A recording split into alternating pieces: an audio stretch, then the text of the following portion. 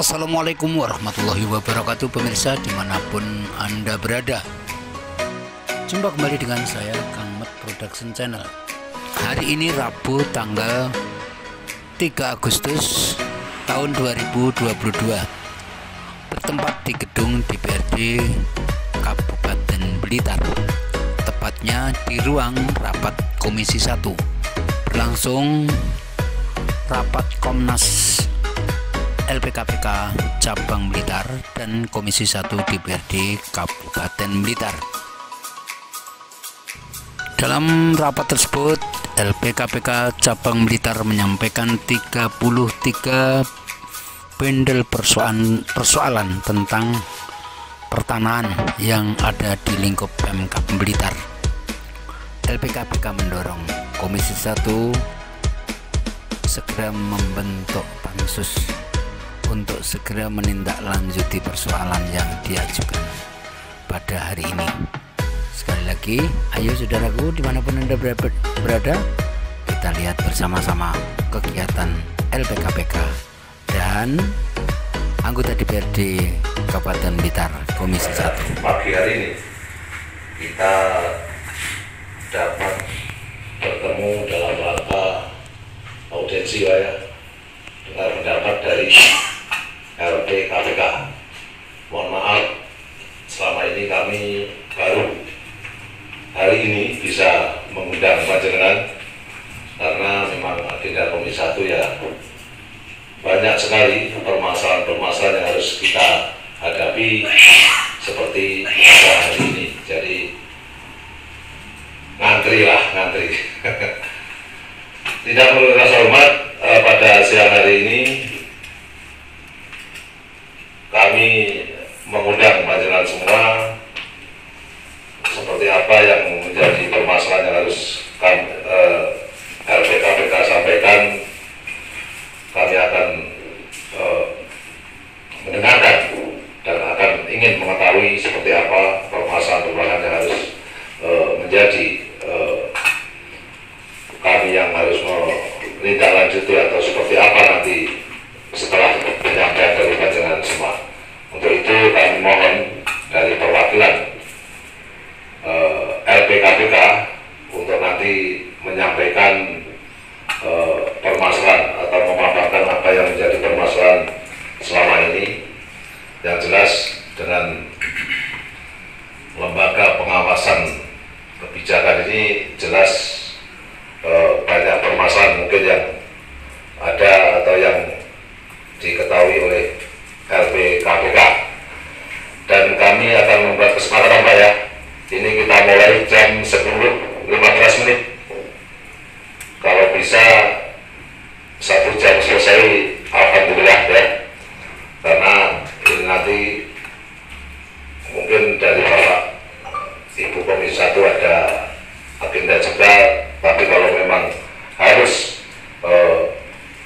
dituntaskan, kami juga selalu akan menerima. Untuk itu dari perwakilan juru bicara LPKPK, waktu dan tempat kami persilakan. Saya awali, Assalamualaikum warahmatullahi wabarakatuh.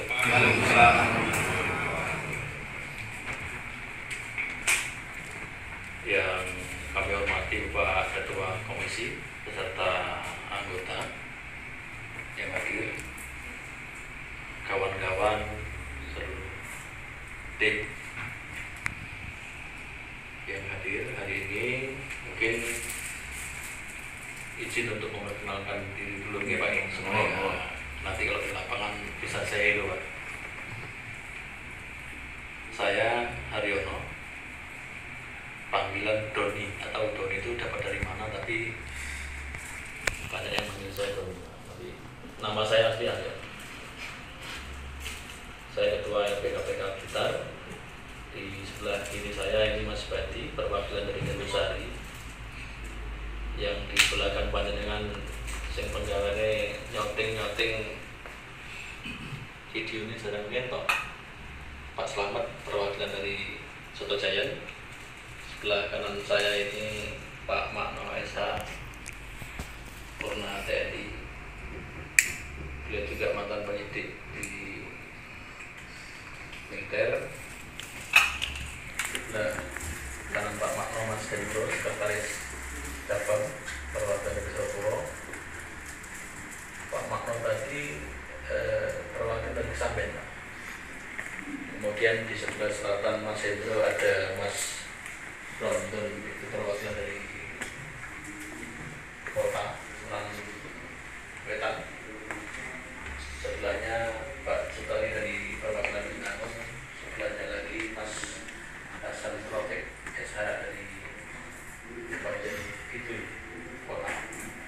Jadi perlu sampaikan bahwa wilayah hukum LPKPK ini ada di kota kabupaten. Baik, terima kasih Pak Ketua Komisi yang terhormat atas waktu yang diberikan. Kami izin sebelum kami menyampaikan bahwa hari ini karena numpuk, sehingga kalau waktu itu langsung diterima di 2021 bulan Juni, kami sudah mengajukan surat 2 kali di 2021, sekali di 2022. Dan alhamdulillah di 2022 ini kami diberikan kesempatan. Oleh karena itu izin kami nanti menyampaikan bisa sampai tuntas pada waktu, supaya unek-unek masyarakat ini bisa panjenengan dengarkan. Seperti kita ketahui bersama bahwa kasus Karangmongko ini sekarang sudah menjadi isu nasional, yang mana program GTRA atau reforma agraria sesuai dengan Perpres Lokal 62 2018, di mana esensi dari Perpres ini adalah untuk menciptakan suatu suasana yang kondusif dan meredam persoalan atau konflik. Tapi kejadian yang terjadi di X Karangmongko ini berbeda, Pak. Kami mencium ada praktek mafia tanah yang luar biasa, dan di sini sudah lengkap sekali, Pak. Karena proses dari tahun 99 di mana 155 penggugat ya sebagai pengharap penghuni perkebunan X Karangmongko yang ditelantarkan oleh pemiliknya PT Petran Sri Dewi. Kemudian pengadilan negeri Blitar memutus dikabulkan sebagian, nanti isi putusannya dari sini, saya tidak perlu membacakan keterangan itu. Pada prinsipnya bahwa perkara ini sampai PK dan dimenangkan oleh 55 penggugat ini. Kemudian di 2004 itu dipaksakan dengan program redistribusi yang dipelopori oleh Adi Sucipto dan kawan-kawan, yang kemudian di akhir 2000 terakhir kemarin melalui SK BPN Kami Jawa Timur nomor berapa itu, ternyata program redistribusi itu dikabulkan dan diterbitkan SHM. Disinilah klimaks persoalan yang muncul, sehingga ini melebar kemana-mana, Pak. SK Kanwil BPN itu tidak bisa keluar kalau tidak ada rekomendasi bupati. Nah, di dalam rekomendasi bupati itu terhadap 700 sekian pemohon redis, itu ada puluhan bahkan mencapai 100 itu palsu, Pak, datanya. Bagaimana bisa orang luar daerah Blitar ya masuk di dalam data yang direkomendasi oleh bupati untuk mendapatkan program redis?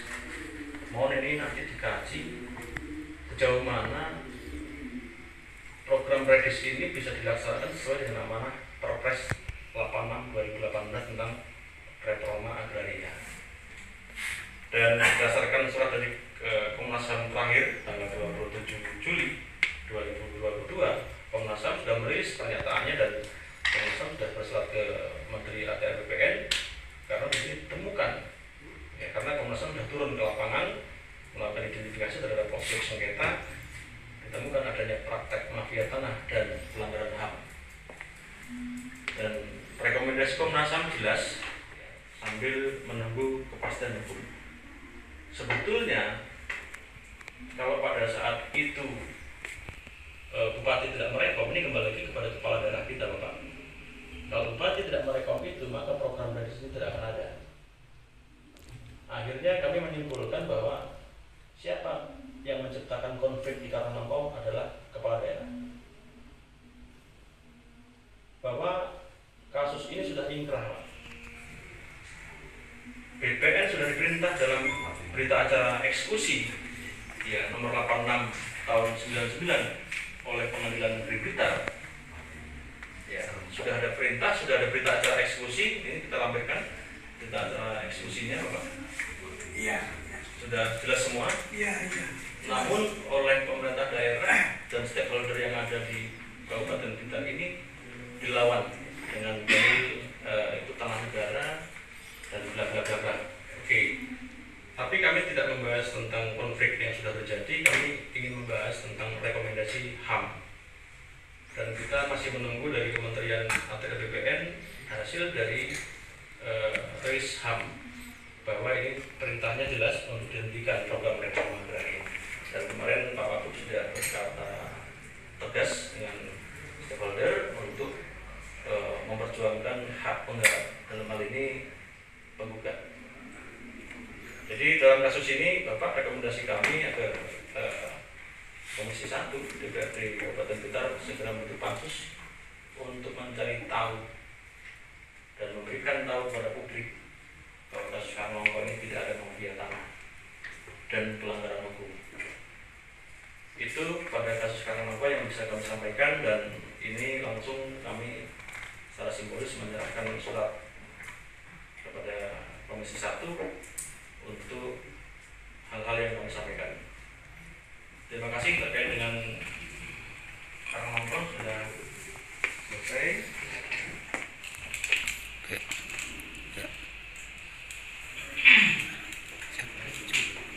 Cukup. Ya, lanjut ke persoalan kecil, Pak. Setelah besar kita ke persoalan kecil, tapi yang kecil ini justru membuat kita pusing, Pak, karena banyak. Ini mana, Pak? Tambarjo ya, untuk saluran air. Kami menemukan adanya uang rakyat yang tidak tepat sasaran terkait dengan dana PKK yang 100 juta itu yang dipakai oleh Desa Tambarjo untuk membangun satu saluran. Nah, saluran ini anehnya, Bapak, tidak manfaat hingga hari ini, dan masyarakat terus mendesak kami untuk segera membangun saluran itu yang memang didambakan oleh masyarakat untuk irigasi, untuk pengairan sawah dan lain seterusnya. Nah, masalahnya di mana? Masalahnya di salah perencanaan oleh TPK. Di sini peran TPK dan pendamping, nanti pendamping akan kita bahas kemudian.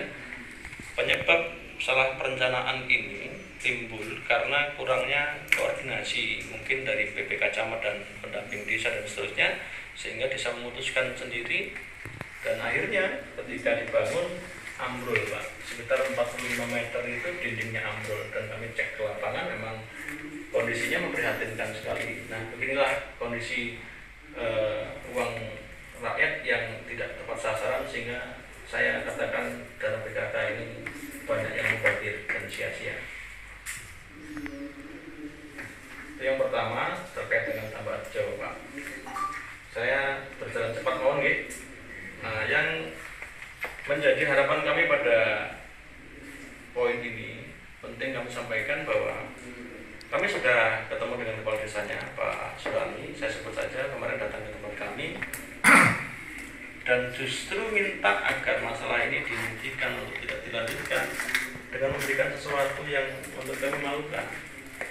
Inilah budaya suap yang harus kita hindari, bahwa LPK sudah berikrar mengharamkan segala bentuk imbalan apapun haram, Pak. Kami akan celaka bila menerima itu bagi kita terkait dengan tugas pengawasan uang rakyat. Tapi kalau pendampingan hukum privat seperti perdata dan lain-lain, kami mengharapkan itu karena itu adalah jasa profesional. Tapi kalau dengan dokumen yang saya bawa ini terkait dengan pengawasan uang rakyat, kami sudah menyatakan diri itu haram kami terima, apalagi minta. Dan Kades ini termasuk orang yang tidak tahu diri, karena sudah kalau sampaikan sebelumnya pada saat beliau memaksa memberi sesuatu,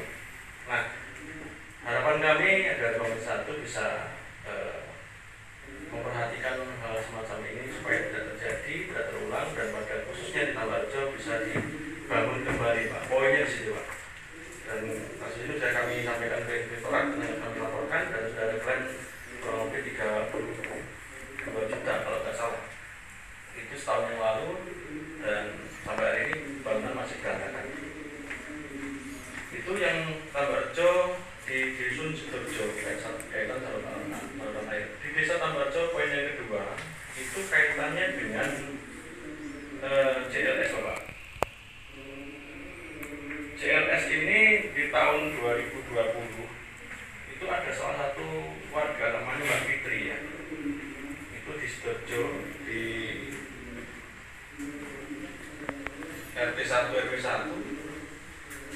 Rumahnya baru dibuat 2018, kurang lebih habisnya 50 juta, Pak. Itu digusur tanpa ada santunan sama sekali, Pak. Kami menyadari bahwa ini adalah tanah perhutani. Tapi dalam hal tanah perhutani ini kami harus bisa berdebat, karena kami juga punya rujukan dasar hukumnya untuk hal itu. Rumah Mbak Fitri ini sudah kami diskusikan Pak Wagub, tapi sudah tidak ada solusi. Kami sudah mulai 2021 di bulan Februari itu kami sudah ke mana-mana, Pak, ke desa, camat, ke perhutani, ke PUPR, waktunya Pak Hukum, sampai Kabak Hukum, sampai kami minta audiensi 3 kali ke Bupati, nggak pernah direspon. Ya, akhirnya kami menyerah, dan hari ini kami berkesempatan untuk menyampaikan aspirasi masyarakat.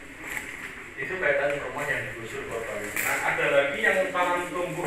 Tanam tumbuh ini ada 13 warga yang tanamannya digusur pada saat penggusuran ini uber-uberan sama alat berat. Ini ada buktinya yang saya dapat di lapangan.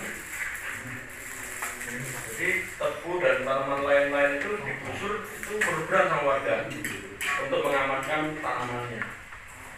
Nah, pada kasus ini itu hampir kerugian masyarakat sekitar 250 juta. Ini warga yang menjadi korban. Ini termasuk estimasi nilai kerugian mereka. Ini identitas para korban.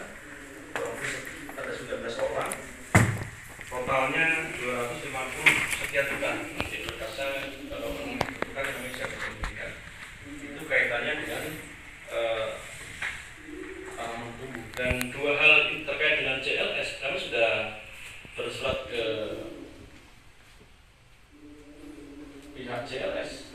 Jawabannya begini, pada tanggal 9 Juli 2020. Yang pertama, bahwa kami hanya menerima lahan yang telah selesai proses pembebasannya oleh pemerintah Kabupaten Blitar. Yang kedua, ganti rugi adalah bagian dari proses pembebasan yang telah diselesaikan oleh pemerintah Kabupaten Blitar. Dan yang ketiga, saudara dapat berkoordinasi dengan pemerintah Kabupaten Blitar selaku pemegang izin IPPKA. Jelas bahwa memang untuk dana ganti rugi itu menjadi jawab pemerintah Kabupaten Blitar.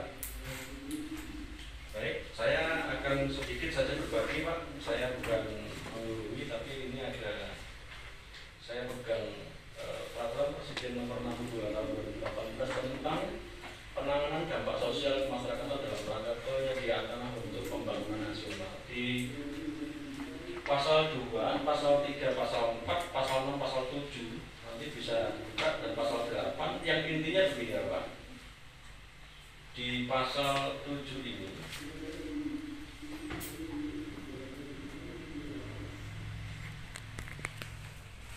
pasal 6, bahwa masyarakat yang memenuhi kriteria dan persyaratan sebagaimana dimaksud dalam pasal 4 dan pasal 5 diberikan santunan berupa uang atau relokasi. Nah, pasal 4 berbunyi, masyarakat sebagaimana dimaksud dalam pasal 3 ayat 1 memenuhi kriteria. Yang pertama, memiliki identitas atau keterangan kependudukan yang disahkan oleh kecamatan setempat. Jadi warga Tambarjo ribuan itu, walaupun hidup di atas tanah perhutani, mereka semua punya KTP, KK, dan lain seterusnya. Pasos diwajibkan semua pemerintah. Yang B, tidak memiliki hak atas tanah yang dikuasainya. Ini mohon nanti dipelajari, Bapak, untuk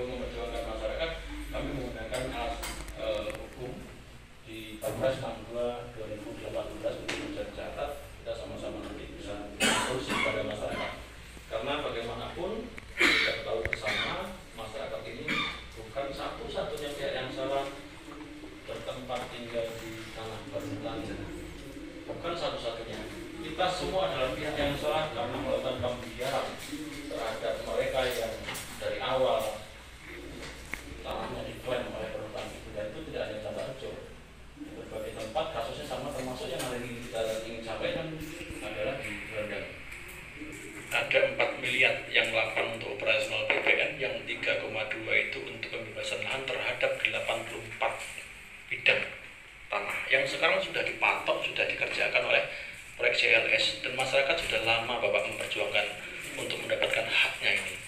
Ini tanah pribadi Bapak. Mohon ini agar betul-betul mendapat perhatian dari Komisi 1, karena saya sudah koordinasi dengan OPD terkait main lempar Pak. Ya, antara Pak Sekda, antara Pak Diki itu seperti bola pingpong. Ini nggak tahu persoalannya di mana. Apa uangnya habis, sudah dipakai untuk lain-lain, atau bagaimana? Padahal uang ini sudah ada, tinggal membayarkan saja. Kendalanya di mana ini yang perlu ditelusuri. Komisi 1 bisa panggil kepala dinas untuk mendapat klarifikasi terkait dengan persoalan ini. Itu kita langsung saja untuk yang selanjutnya. Baik, untuk Renten, monggo Pak Falkan, lanjut. Perkenalkan, nama saya Magno. Saya tadi dijelaskan saya Waka 1 Pak. Saya Purnawirawan. Saya tinggal di Kesamben. Saya betulnya di Bondorejo. Mukadimah nderek ngajeng mawon. Kami langsung ke pokok persoalan masalah di lingkungan Bangun Sari, Dusun Jungkut, Rendeng. Jadi di area itu warga kurang lebih mulai tahun 1942 itu sudah menempati lahan itu. Untuk luas lahan yang ditempati itu kurang lebih 28 hektar. Secara administrasi berada di Dusun Jungkut. Itu terdiri dari sekitar 66 kakak, kemudian 170-an penduduknya. Di situ sudah berdiri fasilitas umum, pasos, segala macam. Kemudian hak-hak politik pun sudah berjalan seperti biasa. Jadi kalau ada pilkades, pemilihan DPR, kemudian pilgub, pilpres, pilgub, jalan. Kemudian ini sudah dari 19. Mari biar kesana gitu Pak. Ya. Jadi itu intinya. Ini kebetulan ada perwakilan warganya Pak, itu orang. Pak Sita nih. Selamat jadi. Selamat Rian. Rendeng ya. Iya. Kemudian langkah yang sudah kami lakukan bersama warga LPKPK, yang pertama, kami sudah berkirim surat sampai ke Presiden untuk mendampingi mereka Pak, karena petunjuk dari Kempraspil itu yang bisa mengajukan atau memohon yang pertama adalah warga itu sendiri. Kemudian yang kedua, pemerintah desa. Kami sudah sounding ke pemerintah desa juga supaya mengajukan itu. Kami sudah koordinasi ke Kempraspil. Kemudian data terakhir dari lapangan, kemarin sudah ada pihak Kempraspil bekerja sama dengan UGM untuk melakukan pendataan. Kemudian ada informasi bahwa itu sudah mendapatkan respon. Jadi intinya tuntutan dari warga di lingkungan Bangun Sari itu mohon untuk bisa disertifikatkan Pak, sehingga supaya jelas. Kasihan mereka sudah ada di situ, sudah lama, sudah bertahun-tahun. Toh nanti kalau itu sudah keluar SHM kan akan menambah PAD Pak, harga bayar pajak. Selama ini kan tidak. Jangan sampai nanti pajak itu dipungut oleh, mohon maaf, yang mengatasnamakan perhutani gitu, mandor, tapi itu tidak masuk ke kas negara, tapi itu masuk ke kantong pribadi. Oknum seperti itu jangan sampai terjadi. Dan saya yakin itu di Republik kita ini berita itu banyak gitu Pak. Ya, jadi tanah-tanah milik perhutani ada oknum yang menyalahgunakan itu, tidak masuk ke kas negara, tetapi masuknya ke kantong pribadi. Itu saya yakin banyak. Ya.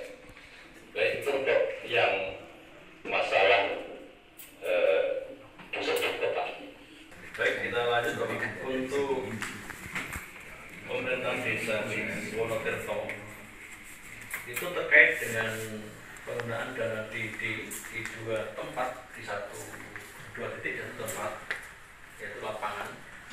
Pertama, revitalisasi lapangan dengan anggaran 203.940.000 sekian, dan yang kedua itu TPT dengan anggaran 75 juta sekian. Ya. Nah, ternyata pembangunan ini itu sangat kuat aromanya markup, Bapak. Itu ada tenaga 537 orang yang dikerjakan oleh desa, yang ternyata itu tidak ada, yang dianggarkan per orang 75.000 per hari, dan 120 jam alat berat hanya untuk meratakan lapangan, Pak. Nah, inilah yang kami temukan fakta lapangan seperti ini, ya, karena kami ini memang merasa mereka para maling uang rakyat ini merasa ini menjadi musuh kami. Jadi ketika kami melihat zalim seperti ini, kami ini merasa marah, tapi kami mau bisa berbuat apa karena keterbatasan kewenangan kami sebagai ormas, ya, yang hanya sebagai kontrol sosial dan menyampaikan aspirasi pada pihak yang berwenang, itu saja. Tapi kami prihatin melihat kondisi di Wonotirto ini, dan memang aparatur desa setempat memang sepertinya untuk menciptakan ini dengan niatan jahat, menstreanya ada, karena memang kondisi lapangan sebelum dikerjakan itu bisa dipakai untuk main bola, kegiatan masyarakat, tapi setelah dikerjakan itu sampai sekarang nggak pernah dipakai. Karena apa? Batu semua rinci-rinci, Pak. Yang bisa main bola di sana hanya limbar, Pak, yang kakinya kebal. Jadi itulah kondisi di desa. Nah, ini hanya potret kecil yang kami sampaikan terkait dengan beberapa hal yang kami sampaikan tadi. Ya, itu pertama proyek revitalisasi lapangan yang akhirnya karena pembangunannya nggak benar, itu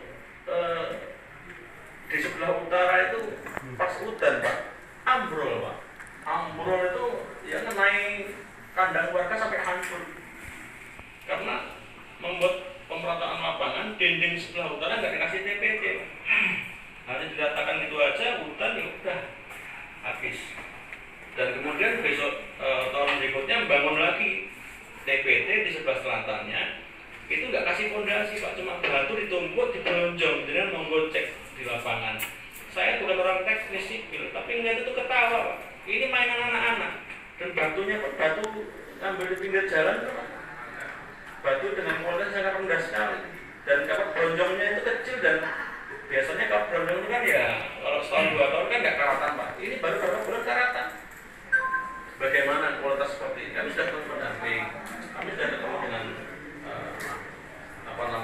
TPK. Ya jawabannya normatif, seolah nggak ada masalah.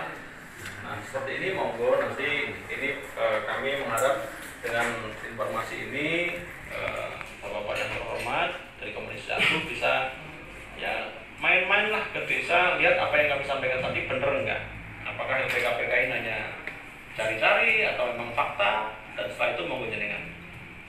Itu kaitannya dengan Wonotirto, 2 titik bangunan di satu lokasi yang memang semuanya bermasalah. Dan ini sudah kami sampaikan ke Polsek, sudah kami sampaikan dengan camat, kita ada urgensi, tapi ya tidak ada action apa-apa. Gunung Gede itu tahun 2016 itu dapat program dari Kemenpora, namanya proyek revitalisasi lapangan juga, senilai 190 juta rupiah. Yang anehnya itu dikerjakan oleh CV. Kami punya bukti kwitansi penyerahan dari kepala desa bendahara, dari bendahara ke CV itu. Bagaimana bisa proyek hibah seperti ini dikerjakan oleh CV? Masyarakatnya kan nonton, Pak, yang kerja orang jauh-jauh semua itu. Dan kalau jangan lihat kondisi di lapangan sama dengan Wonotirto, tidak bisa digunakan, Pak. Sampai hari ini nggak ada yang berani gunakan gitu. Dan anggaran segitu tuh kalau saya kerjakan, ya saya bukan orang bangunan, 50 juta cukup. Inilah yang buat kami prihatin, ingin menyampaikan tangisan kami ini kepada panjenengan supaya agar nanti tidak lanjut hal-hal semacam ini bisa dicegah. Bagaimana caranya? Ini tentu jenengan yang tahu mekanisme atau regulasi yang sudah diatur. Itu terkait dengan Gunung Gede, kami punya buktinya dan Pak Kadis pun sudah kami undang di sekretariat kami, bahkan sudah kami youtube-kan juga. Lanjut sampaikan untuk yang di Umbul Damar. Di Umbul Damar itu ada dua persoalan. Yang pertama ada dugaan penyelewengan anggaran distribusi dari PDAM Tirta Penataran sebesar 18 juta. Itu kwitansinya ada Pak, jadi diterima. Jadi kompensasi gini Pak, di PDAM itu ada memanfaatkan sumber air yang ada di wilayah Umbul Damar. Kemudian PDAM diminta oleh pemerintah desa semacam kompensasi lah, ya. Itu 18 juta. Ya, itu diterima langsung oleh kepala desanya. Kemudian duit yang 18 juta itu memang dimasukkan secara anggaran di APBD, Pak. Tertulis di situ. Ya. Tetapi tidak dimasukkan ke rekening kas desa. Kemudian tidak dibuat perencanaan, SPJ-nya tidak ada. Di realisasinya di akhir tahun itu ada. Jadi kan sama dengan manipulasi data kan itu. Jadi seolah-olah duit itu masuk ke rekening, masuk ke dibuat perencanaan, kemudian ada SPJ-nya pertanggungjawabannya gitu. Itu tidak ada dan kami sudah cross check. Yang kedua, dugaan penyelewengan dana desa Pak. Itu ada proyek pengembangan kolam renang Damar Water Park. Itu pengadaan lahan untuk parkir. Karena parkir yang lama itu lahan milik kepala desa yang lama. Jadi karena ada kepala desa yang baru, akhirnya ada rivalisasi hal itu. Kemudian yang kepala desa yang lama nggak mau ngasih karena itu punya pribadi kepala desa yang lama. Sehingga kepala desa yang baru menganggarkan dari dana desa. Itu kurang lebih 400 sekian juta, 495 juta. Itu dari DD. Dan itu dimusyawarahkan. Jadi ada musdes. Jadi tahapannya dimusdeskan, kemudian disetujui itu. Tetapi kemudian ada peraturan dari Menteri Desa bahwa dana DD tahun anggaran 2021 itu tidak boleh untuk pengadaan lahan. Alasannya karena itu sudah diketok bersama BPD saat itu dijalankan. Kemudian saya tanya kepada kepala desa, kenapa tidak revisi? Kan bisa itu dirubah gitu. Dia tidak bisa menjawab. Ya. Kemudian beli lahan Pak di sekitar waterpark itu untuk lahan parkir itu kurang lebih sekitar 16 area dengan per areanya 10 juta. Kemudian karena itu dengan alasan anggaran sudah diketok, tapi ada larangan dari Menteri Desa, sehingga ada hal yang diakali Pak, yaitu mempekerjakan orang tetapi tidak kerja. Absensinya diduga dipalsu Pak. Ini ada di daftar orang yang ini kami sudah uji petik. Ada 4 atau 5 orang yang kami tanyakan di sini yang ada di daftar ini, dia tidak merasa bekerja, tidak merasa dibayar, tidak merasa tanda tangan. Tapi duitnya ada keluar Pak. Nah, persoalan ini sudah kami laporkan secara resmi ke Tipikor Polres Pak.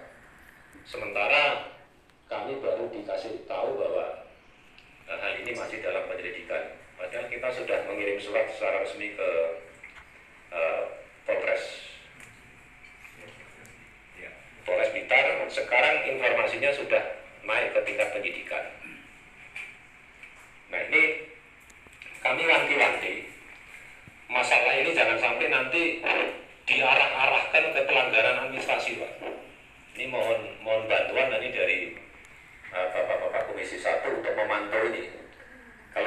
memanggil Kapolres untuk minta penjelasan perkembangan kasus-kasus ini, Pak. Gitu. Karena terkadang aparatur kita ini berlindung di apik itu kan ada kesepakatan itu.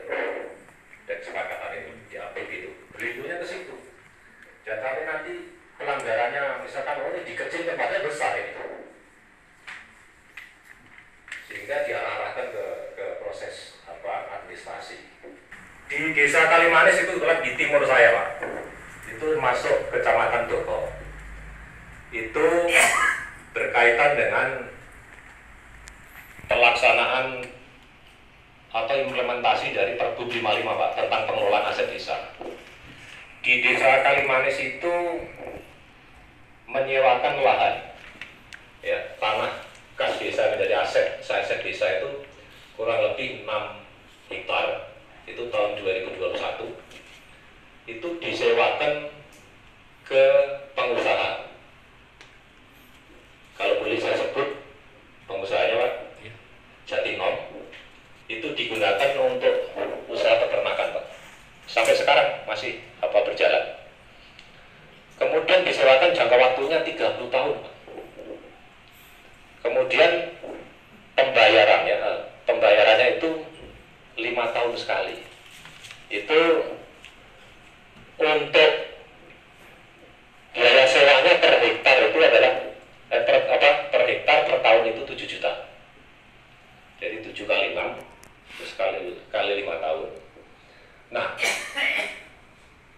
persoalannya adalah di Pergub 55 itu sudah diatur aset desa, ya, yang berupa tanah, entah itu tanah Titisoro atau tanah Bengkok, itu maksimum untuk disewakan kan hanya 3 tahun, Pak. Nggak boleh lebih dari itu. Dan pembayarannya per tahun. Pembayarannya per tahun. Tidak boleh dibayar 5 tahun sekaligus, nggak boleh. Itu kata Pergub. Aturan di atasnya adalah Permendagri. Kemudian setelah masuk ke rekening, dimasukkan ke rekening kas desa. Setelah itu baru nanti dibuat perencanaan dan ada SPJ-nya. Kemudian dari hasil sewa aset tadi itu yang 5 tahun itu, Pak, itu digunakan untuk membeli tanah. Luasnya kurang lebih 30 are. Alasannya untuk perluasan makam, Pak. Tanah kuburan. Jadi untuk meluaskan kuburan. Tanah itu adalah milik kepala desa. Ya, kepala desanya atas nama kepala desa tanah itu. Jadi bersebelahan itu, Bu. 10 are saja, tapi harganya jangan segitu. Karena harga pasaran di situ, mohon maaf, beli tanah itu 16 are itu harganya per arenya adalah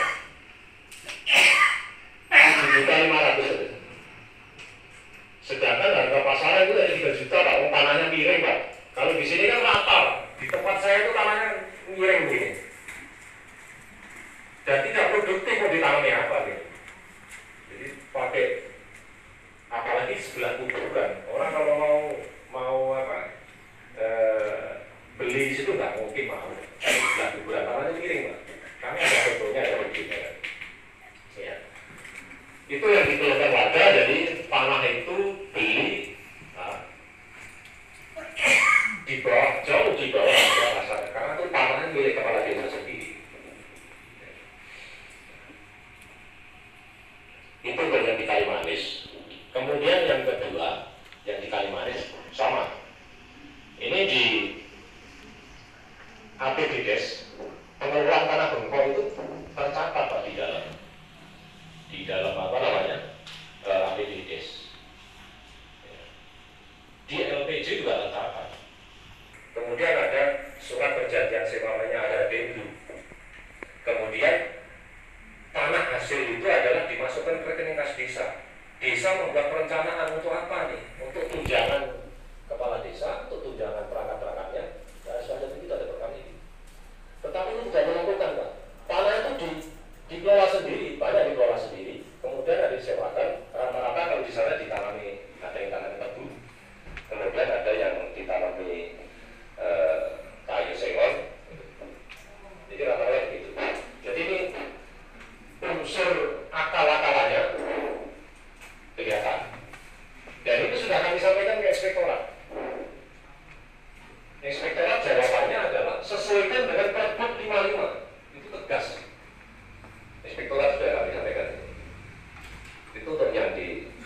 Kalimanis.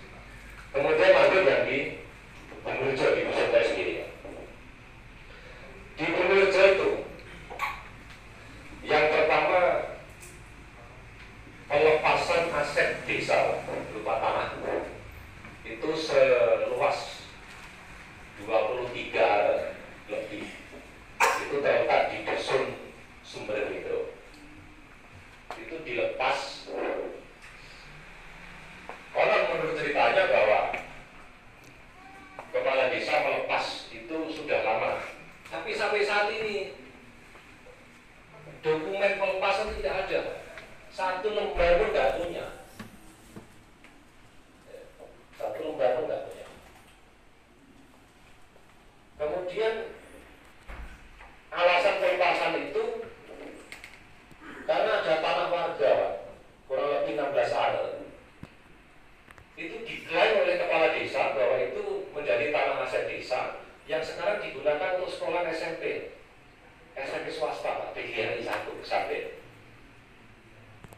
Ya, itu tanahnya almarhum Pak Satan. Ini bukan ahli warisnya ada. Ini Pak Selamat ini. Dokumen kalau itu tukar guling tidak ada sama sekali Pak. Pajak yang bayar sampai dengan 2021 dari tahun 87 itu masih almarhum sampai sekarang.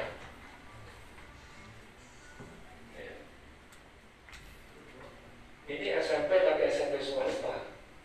Kalau swasta kan ada kepentingan profit kan Pak, gitu loh. Ini. Kemudian saya sudah telusuri sampai turun WMB Pak, atas nama SMP itu.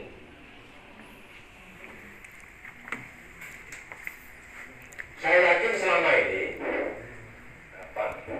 bantuan-bantuan yang dari pemerintah yang disampaikan kepada SMP PGRI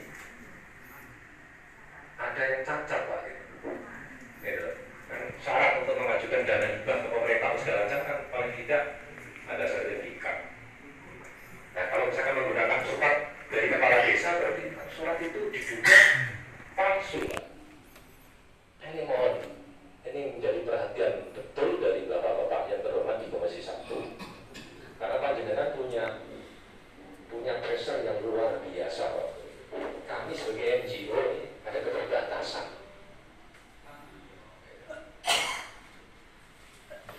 Kemudian yang kedua, untuk yang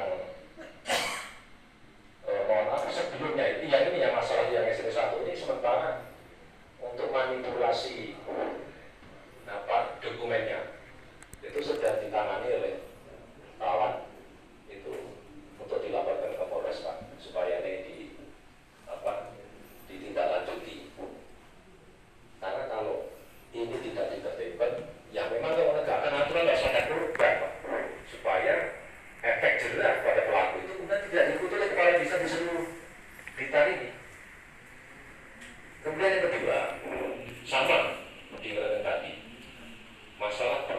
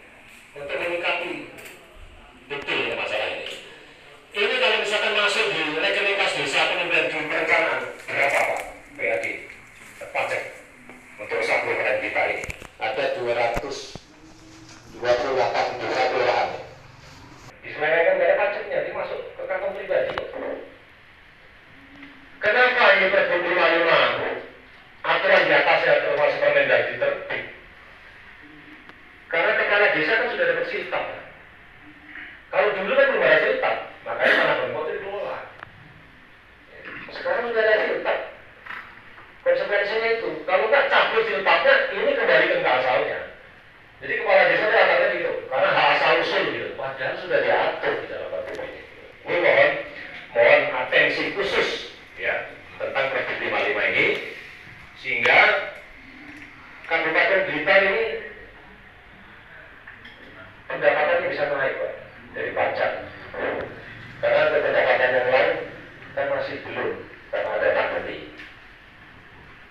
Ini untuk kasus yang di Bumurjan khususnya tentang penyelenggaraan pemerintahan desa. Kami lanjutkan ke Diojoso.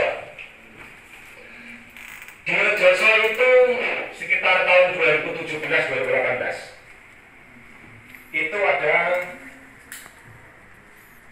pengembangan atau mau didirikan pabrik gula. Kemudian terjadilah proses pembebasan lahan. Di sana ada lahan kurang lebih 35 area, Pak.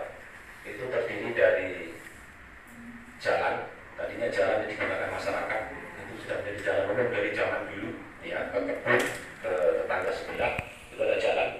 Kemudian ada kali kering, Pak. Lahan yang kurang lebih 35 area itu dijual lah ke pengusaha tebu ini tadi, pengembang ini tadi. Satu areanya itu kurang lebih harganya 35 juta Pak.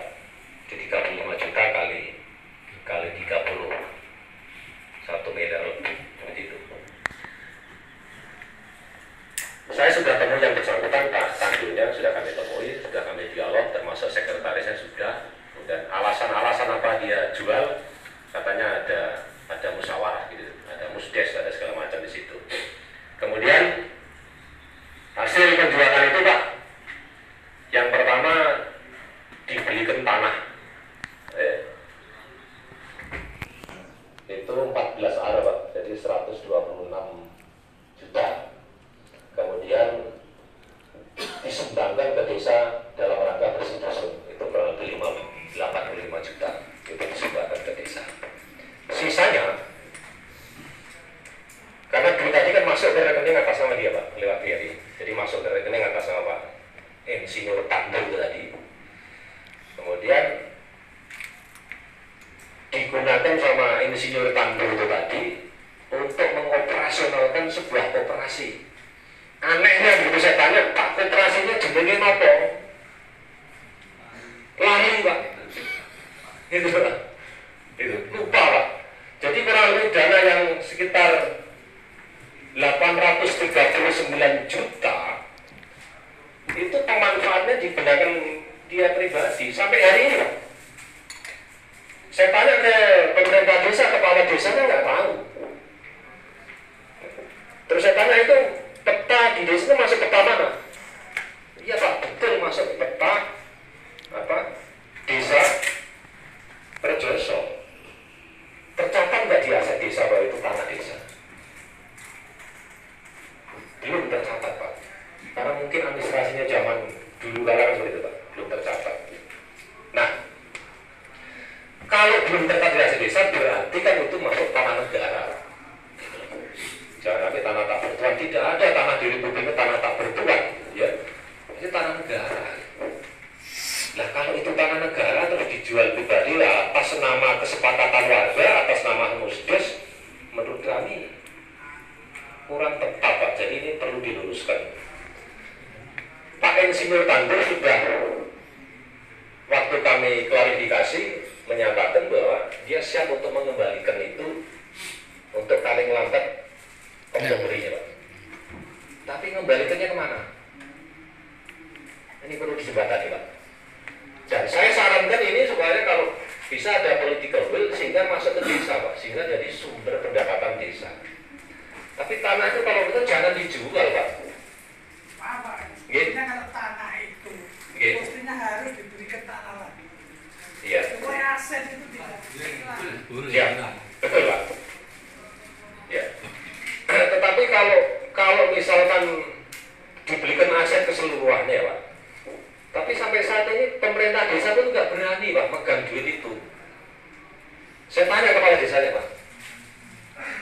mekanisme hukumnya ini bagaimana gitu loh nanti. Itu. Pertama, desa itu belum mencatat bahwa itu aset desa, Pak. Itu sesuai keterangan dari kepala desa. Mesti dibuatkan berita acara dulu, ya, berita acara yang tiri lah, Ya. yang mengarah ke sana. Sehingga kalau itu sudah ada kesepakatan dan hasilnya untuk dijadikan tanah lagi, tidak ada masalah. Ya, ini mohon izin nanti jembatani Pak dari Komisi 1. Kami siapa? Jadi cocok lampah nanti siapa? Iya. Mohon nanti ini masalah yang di Rejoso ini bisa dijembatani. Karena masalah Rejoso ini bukan hanya ini saja. Ada persoalan lain lagi Pak. Itu yang masalah apa namanya? Yang aset tadi tanah negara tadi itu yang ada orang sisa 800 sekian juta itu masih digunakan oleh insinyur kantor tadi itu harus bertanggungjawabkan. Jadi menurut kami adalah itu karena tanah negara itu pidana itu Pak kalau tidak. Gitu. Itu yang pertama Pak. Kemudian yang kedua, dan ini mulai dari isu di Kabupaten Blitar, saya pun Jawa Timur pun nasional bahkan keberadaan pabrik gula RMP. Itu mungkin bukan hanya LPKPK saja yang menyoroti, sudah banyak LSM yang lain. Saya yakin sudah dilakukan upaya-upaya bagaimana untuk meminimalisir itu. Kuncinya satu Pak, terjadi pelanggaran. Ya, pelanggaran terhadap penggunaan jalan. Itu kan jalannya kelas 3C nggak salah. Jalan dari Brebes itu masuk ke Rejoso kan. Itu jalannya jalan kelas 3. Boleh nggak jalan kelas 3 itu dilalui sama truk yang sekian ton? Undang-undangnya udah jelas Pak. Siapa pasti dari situ? Dinas Perhubungan. Ya. Terkait nanti masalah itu adalah PUPR. Belum lagi masalah jembatan Pak. Jembatan itu kan ada kapasitasnya sekian ton. Belum dampak-dampak yang lain. Kemacetan, kemudian polusi, luar biasa Pak. Nah, mohon kiranya untuk segera itu bisa diatasi. Mungkin kami bisa tahu, mungkin dulu dari Komisi 1 juga sudah pernah menangani masalah ini. Sejauh mana langkah pemerintah daerah ya, dalam menangani masalah itu? Kami punya saran bahwa naikkan ruas jalannya Pak. Kita sudah membahas itu jalan itu kan untuk RMI, Ya. punya juga untuk kepentingan masyarakat, untuk juga kepentingan kehutanan, sehingga dari 3 ini nanti bergabung ya untuk menentukan kalau itu di setiap perbaikan mestinya seperti itu, harus ada kolaborasi tentang biaya. Kalau memang itu diperlukan pelebaran karena kepentingan industri, ya, itu juga mesti harus bertiga itu. Dan itu tidak terlalu sulit, ya kan? Karena RMI juga welcome, kalau kehutanan juga welcome, karena kehutanan di sana kan gerakan apa namanya, jangkauannya juga panjang sekali loh Pak ya. Iya. Sehingga kita ini ada rasa keadilan lah. Jangan Blitar kabupaten aja yang dirugikan ya, karena untuk ini RMI, ini kepentingan hukum juga harus kehutanan juga ada perhatian. Sementara itu yang bisa Pak. Ya, baik Pak. Jadi mohon atensi khusus ini masalah perubahan jalan. Jangan sampai nanti kita menertibkan tetapi menyalahi aturan. Jadi selama ini sebetulnya salahnya di awal Pak. Saya sebetulnya belakangan udah kasih amplop pulang, saya nggak mau Pak. Untuk apa ya Bang? Nggak perlu saya gitu kan. Terus terang saya. Dan saya sampaikan bahwa saya menyampaikan pada tim yang mengambil itu. Jadi kalau proses lahirnya saja sudah salah gitu loh, nanti akhirnya salah juga. Seperti ini akhirnya Pak. Karena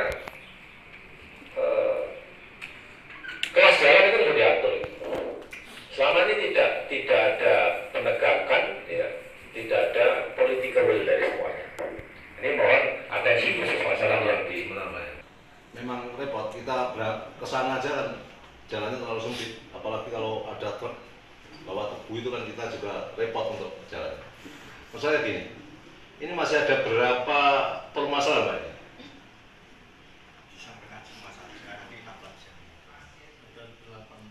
Masih ada berapa sisanya maksud saya? Ini ya sudah berapa? 3 Pak.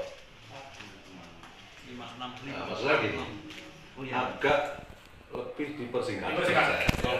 Agar permasalahan yang jenengan sampaikan ini mengena, nyampe ke kita, dan tapi tidak mengurangi daripada tupoksi yang jenengan bawa gitu. Mohon tak nanti di bergerak BPDW, BIMTEK-nya jangan membutuhkan kajian. Ya, jadi malahan BIMTEK itu, BPD itu nggak boleh tahu apa, repot kan? Padahal di Permendagri 114 jelas setiap membahas RKPDS itu dilampirkan rapnya Pak. BPD dikasih fotokopinya. Ini nggak boleh. Rahasia katanya. Ini aneh Pak. Nggak rahasia. BPD nggak boleh. Apalagi kami Pak, yang masyarakat biasa nih. Di Undang-Undang Keterbukaan Informasi Publik jadi atur Pak. Rat itu bukan hal yang dirahasiakan gitu. Itu wajib Pak. BPD belum tahu Pak. Pertama kendalanya adalah SDM. SDM dengan BPD. Terus ada klasik Pak. Honornya terlalu rendah. Honornya terlalu rendah. Kelemahan ini lagi dimanfaatkan oleh oknum kepala desa Pak. Untuk tadi maling tadi itu. Ya. Itu mohon masalah BPD atensi itu Pak. BPD kami siap LPKPK ini untuk membantu pemerintah untuk mensosialisasikan undang-undang terkait dengan BPD.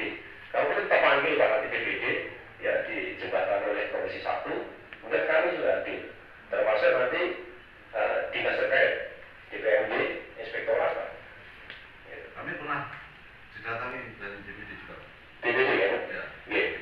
Siap. Nggak ada yang ngeluh. Ya. Nggak ada ya Pak ya? Nggak ada yang ngeluh. Karena nggak tahu aturannya Pak, nggak ada yang ngomong. Jadi kan selama ini yang kami temui begitu Pak. Mungkin kan ada yang 7 ada yang 9, mungkin dipanggil ada 1 atau 2 ya. Ada ya, oke. Sekarang berkaitan pendamping Pak. Pendamping di desa. Itu kan ada pendamping teknik dan sosial. Pendamping teknik Pak.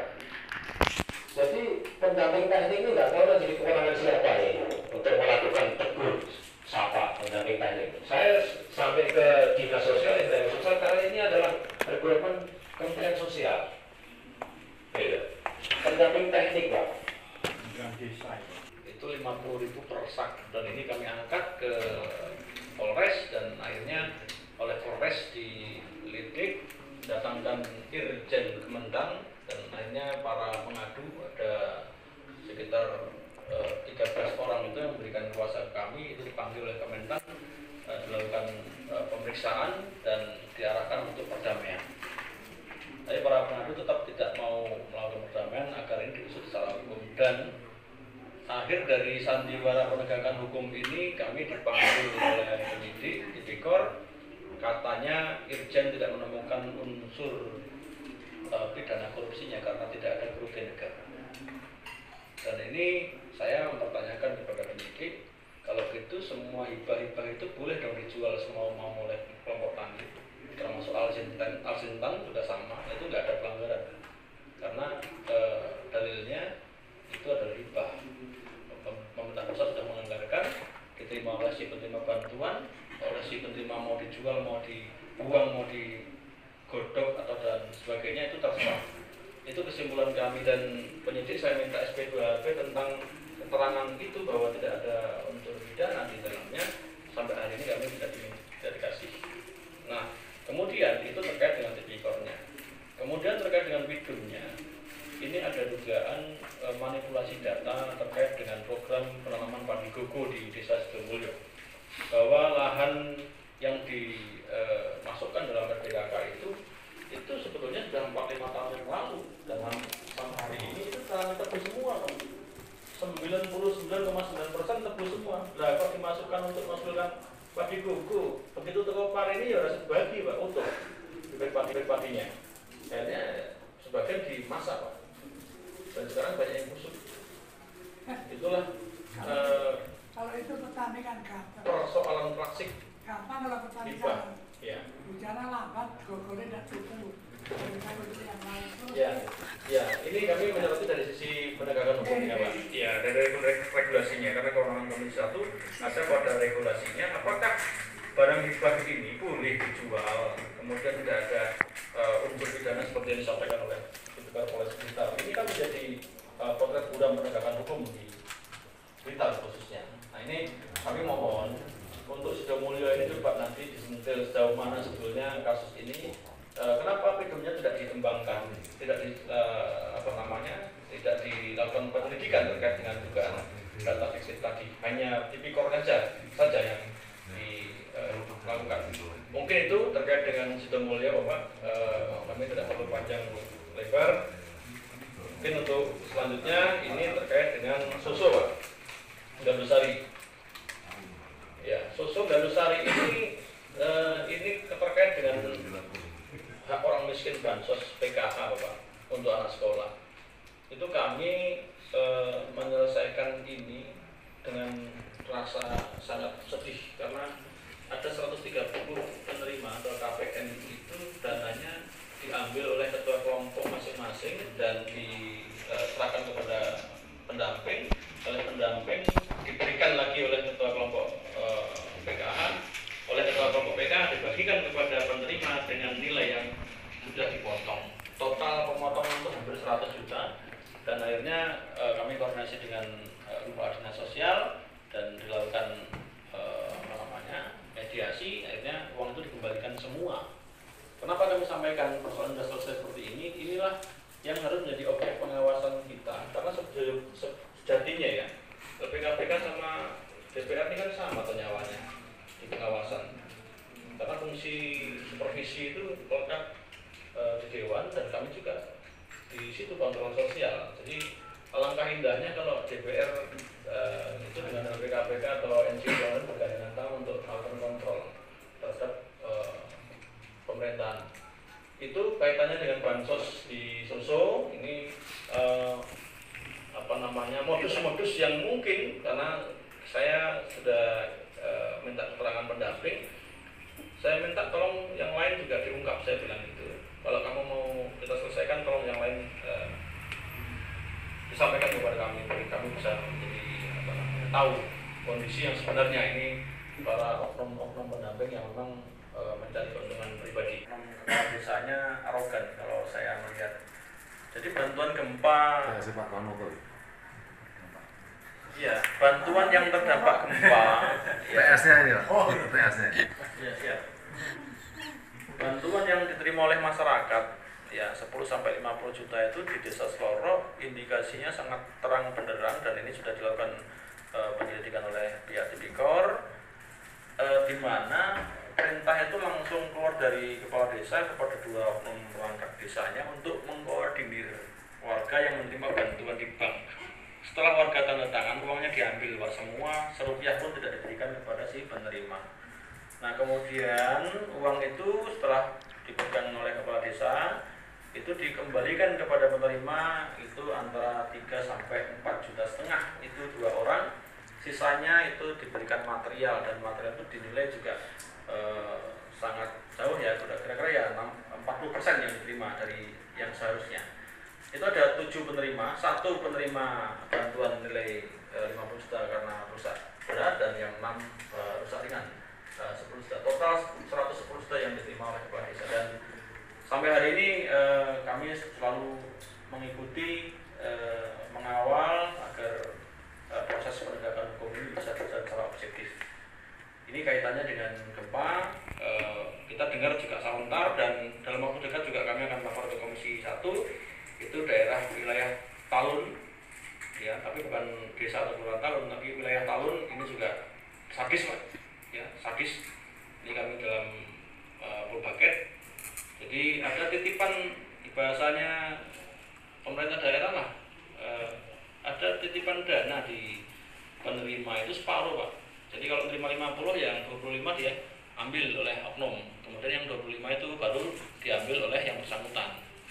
Desa. Nah, itu kegiatan apa? Gempa Pak, masih Gempa, gempa Pak, Pak. dana gempa. Oh yang Rekening yang tadinya dirampas oleh oknum desa itu hari ini sudah mulai dikembalikan dan kami sudah dapat buktinya memang 50 juta itu masuk ke saldo yang tanggal 16 Mei 2022. Seluruh desa yang ada Talun itu? Oh enggak Pak, salah satu desa Pak. Salah satu desa di Talun. Nanti kami akan melaporkan secara rinci tentang hasilnya. Satu rumah yang hancur total yang pada saat itu sudah disurvei dari BPBD, dari Babinkas maupun Babinsa, dari desa tidak mendapatkan bantuan sampai sekarang Pak. Tapi yang rumahnya hanya retak 2-3 meter dapat 10 juta. Ini potret yang terkait dengan markup rapat jalan itu ada pengembalian 25 juta dari Direktorat klaimnya. Kemudian yang kasus tadi yang disampaikan Pak Makno kaitannya dengan dugaan penyimpangan dana hasil sewa tanah bengkok, dan ini pintu masuk Pak. Di Blitar ini kan memang belum pernah ada satupun yang mengungkap tentang dugaan pidana terkait dengan penggelapan atau korupsi hasil sewa tanah bengkok. Ya. Nah, Bang Sri ini sebagai pintu masuk. Kalau Bang Sri ini bisa masuk, naik ke pengadilan, bisa ada putusan, itu bisa menjadi jurisprudensi yang lainnya. Biar yang lain tiarap lah, ya, jangan main-main dengan uang rakyat. 2017 itu ada penetapan tersangka terhadap 5 ASN, ya, ada kepala dinas dan lain-lain di pendidikan dinas pendidikan saat itu ada workshop terhadap guru GTD ada 268 orang. Itu dipungut 250.000 dan waktu itu sudah dilidik, disidik dan ditetapkan tersangka di Januari 2017. Namun Pak sampai hari ini ya belum P21. Ini harus menjadi atensi dan saya kira perlu adanya kajian hukum terhadap perda tersebut agar ini tidak abu-abu perda ini. Apakah nomor urut? Apakah hasil tes? Saya sudah diskusi sama Rektor Unisba yang melakukan tes pada saat itu. Unisba yang merekomendasikan keputusan dari Kades. Kades saya surati klarifikasinya, dia mengacu ke persyaratan umum, persyaratan khusus yang tidak jelas. Ya, kaitan dengan tanah. Walaupun banyak permasalahan yang mungkin harus kita ungkap di dalam pelaksanaan pemerintah yang ada di desa agar di dalam pelayanan khususnya kepada masyarakat, karena pemerintahan desa adalah pemerintahan yang sangat bersentuhan dengan masyarakat. Jangan sampai ada di pemerintahan desa di dalam menjalankan tugasnya sebagai pelayan masyarakat mengganggu kinerja mereka. Jadi saya terima kasih atas nama komisi dan atas nama pribadi atas semua kepedulian dari kepada LPKPK dan semua yang disampaikan nanti. Insya Allah kami yang ada di Komisi 1 akan menindaklanjuti untuk mengadakan rapat khusus dengan Komisi 1 untuk menindaklanjuti bagaimana apa yang jenengan sampaikan, paling nggak ada sedikit penyelesaian dan solusi yang terbaik untuk masyarakat Kabupaten Blitar. Tidak banyak, hanya kaitan dengan data kita yang telah disampaikan tadi. Tolong sekurang-kurangnya di poin-poinnya ini disampaikan ke Sekretariat Komisi 1 agar itu nanti menjadi modal kita dalam rapat khusus. Ya, jadi yang banyak tadi itu tadi disampaikan ke Sekretariat Komisi 1 poin-poinnya, ya, sehingga nanti kita akan segera menindaklanjuti. Yang berikutnya bahwa forum ini menjadi pintu masuk menurut saya dalam rangka bagaimana meningkatkan pengawasan terhadap jalannya pemerintahan di Kabupaten Blitar, termasuk tadi yang menjadi atensi yang sangat cukup krusial yang telah disampaikan tadi, dokumennya tadi. Ini satu hal yang butuh nanti kita akan minta kepada teman-teman LPKPK untuk memperkuat kaitan dengan apa yang telah disampaikan kepada Komisi 1 tadi, karena ini sudah menyentuh pada ranah pemerintahan Kabupaten Blitar tertinggi. Nah, ini levelnya sudah di pemerintahan sudah ini sifatnya di pemerintahan Kabupaten Blitar. Maka ini di samping juga harus berhati-hati, saran Pak Adi juga kondusif tadi, tapi kondusif yang tidak menghilangkan esensi substansi daripada penyelesaian persoalan. Artinya apa? Ibarat ini ada barang bukti penyimpangan yang sudah dikembalikan, apakah juga itu harus menghilangkan dari sisi hukumnya? Ibaratnya seperti